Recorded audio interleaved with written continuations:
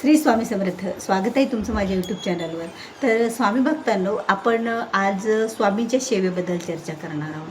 कारण बरेच सेवेकरी असे आहेत ना की दररोज स्वामीची सेवा करतात, स्वामींची भक्ती करतात, पण काही वेळेला आपल्याकडून काहीच एखाद्या दिवशी सेवा होत नाही, तर तो दिवस आपल्याला खूप रिकामा असा वाटत असतो. तर त्या दिवशी आपण काय करावं, कसं करावं? आपण बाहेर गावी आहोत, आपल्याजवळ ना स्वामी चरित्र आहे ना हातामध्ये माळ आहे, त्यावेळेला कशी सेवा करावी याबद्दलची संपूर्ण माहिती तुम्हाला या व्हिडिओच्या माध्यमातून मिळणार आहे की स्वामींची सेवा खरंच कशी करावी, स्वामींची सेवा करताना आपण कुठे चुकत असतो, स्वामीच्या सेवेमध्ये कोणत्या अडचणी येतात, स्वामी कशी परीक्षा घेतात, याच बद्दल आपण माहिती या व्हिडिओच्या माध्यमातून घेणार आहोत. त्यामुळे व्हिडिओ स्किप न करता तुम्ही पहा, कारण ज्या वेळेला आपण पूर्ण व्हिडिओ पाहतो ना त्यावेळेला आपल्याला संपूर्ण माहिती त्याबद्दलची मिळत असते आणि आपण काही मिस करत नसतो. कारण एखादी जर गोष्ट आपल्याकडून चुकीची झाली सेवा करताना सुद्धा, तर त्याचं काही पाप वगैरे लागत नाही, पण जे काही आपल्याला त्याचा फायदा होणार असतो, जे काही फळ मिळणार असतो ते तेवढं मिळत नसतं. म्हणून काही गोष्टीची काळजी घ्यायलाच हवी. आता स्वामी सेवेबद्दल, आता तुमच्या प्रत्येकाच्याच घरामध्ये जर आपण स्वामी सेवेकरी असाल तर स्वामींचा फोटो असणे आवश्यक आहे. घरामध्ये स्वामीचा फोटो कधीही देवघराच्या मध्यभागी ठेवायला पाहिजे, जसं की मध्यभागी स्वामीचा फोटो मध्यभागी, त्यानंतर तुमची उजव्या साईडला कुलदैवत आणि डाव्या साईडला कुलदेवी, मग ती आपली कोणतीही असो, ज्योतिबा असो, खंडोबा असो, अशी आपली रचना पहिली देवघराची असायला हवी. त्याच्या खाली पायरीनुसार देवघरसुद्धा असायला हवं. पण आज आपण देवघराविषयी दुसऱ्या एखाद्या व्हिडिओमध्ये चर्चा करूया की देवघराची मांडणी कशी असावी. कारण आपल्या देवघरसुद्धा भरपूर, प्रत्येकाकडे देवघर असतं, देवघरात भरपूर म्हणजे जे पाहिजे तेवढे देव असतात, पण त्या देवाची रचना बरोबर नसते, त्यावेळेला सुद्धा सेवेचं फळ मिळत नसतं. कारण देवाला या कलियुगामध्ये आपण थोडी जरी सेवा केली, थोडी जरी व्यवस्थितपणा असेल तर याचं फळ भरपूर आहे. पण तेवढीच चूक झाली तर त्या चुकांचं सुद्धा आपल्याला पाप नाही लागणार, पण त्या चुकासुद्धा आपल्या माफ होत नसतात, म्हणजे ते सुद्धा कर्मानुसार आपल्याला फळ मिळत असतं. आता स्वामी सेवेत बघायला गेलं तर बरेच स्वामी सेवेकरी असे आहेत की खरंच स्वामी सेवेकरी आहेत, खूप जण स्वामी सेवेकरी आहेत, पण प्रत्येक जण दररोजचे 3 अध्याय 11 माळी करत नाही. असे खूप कमी सेवेकरी, तुम्ही तुमच्या मनालाही विचारून पहा. जो व्हिडिओ पाहत असाल, तुम्ही सेवेकरी असाल तर खरंच तुम्ही दररोजच्या 11 माळी स्वामींचा जप करता का, श्री स्वामी समर्थ या मंत्राचा, आणि खरंच आपण स्वामी चरित्र सारामृतातले रोजची 3 अध्याय वाचतो का?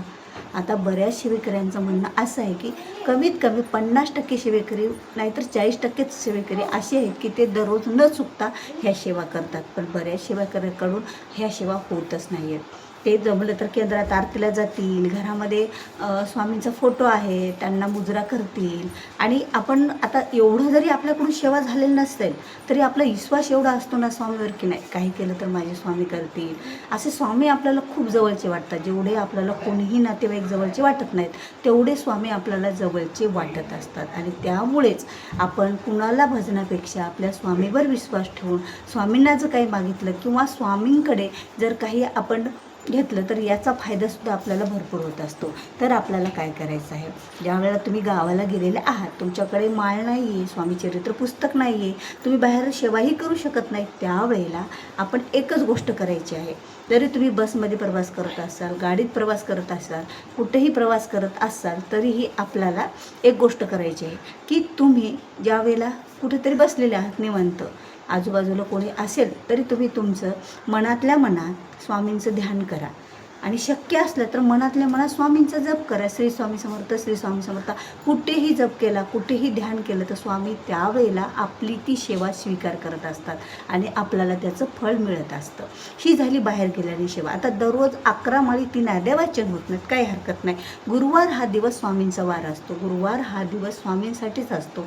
गुरुवार जर तुम्ही सेवा केली तर 8 दिवस सेवा करायची असं नाही, पण ज्यावेळेला तुम्हाला काही जमतच नाही ना त्यावेळेला तुम्हाला गुरुवारी सकाळी तुम्ही उठून 11 माळी निदान जप करायचा, सकाळ ते संध्याकाळपर्यंत. आणि त्या दिवशी पूर्ण स्वामीचरित्र सारामृत हा जो ग्रंथ आहे तो साधासुद्धा ग्रंथ नाही, साक्षात स्वामीचा आत्मा आहे.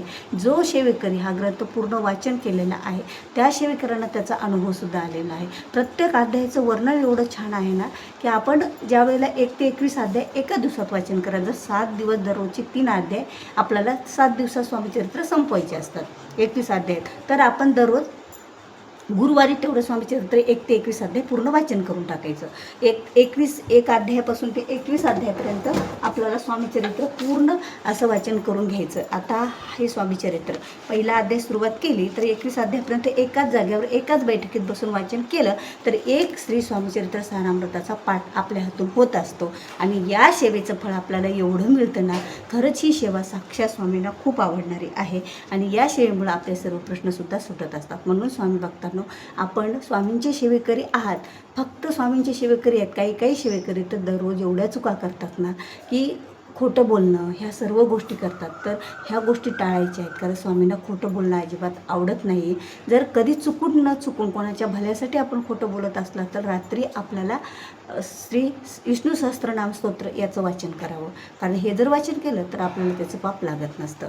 तर म्हणजे मुद्दामून कधीही खोटं बोलायचं नाही जर चुकून झालं तर खरं स्वामीं जर फोटो घरात असेल, मूर्ती असेल, तर स्वामींना घरात आपल्या घरात जी भाकर भाजी पोळी भाजी जो काही स्वयंपाक होईल त्याचा नैवेद्य दाखवून घ्यावा. कारण स्वामींना नैवेद्य दाखवल्याशिवाय घरात फोटो असला तर आपण जेवण करू नये. कारण स्वामींना काहीही चालतं, तुमच्या घरात जे आपल्या घरात जे शिस्त ते नॉनव्हेज सोडून, कारण नॉनव्हेज तर आपल्या देवाला दाखवतच नसतो, ह्यात प्रश्न कुठलाही नाही. तर स्वामी भक्तांनो, मी अशी आशा करते की तुम्हाला हा माझा व्हिडिओ आवडला असेल. जर व्हिडिओ आवडला असेल तर माझ्या मालिनी लाईफस्टाईल या चॅनलला तुम्ही सबस्क्राईब करा. नवीन असाल तर सबस्क्राईब करा आणि हा जो व्हिडिओ आहे तो जास्तीत जास्त लोकांपर्यंत स्वामी शिवेकरांपर्यंत शेअर करा. तर भेटूया असाच एक नवीन आणि महत्त्वाचा माहितीपूर्ण व्हिडिओ. तोपर्यंत सर्वांना श्री स्वामी समर्थ.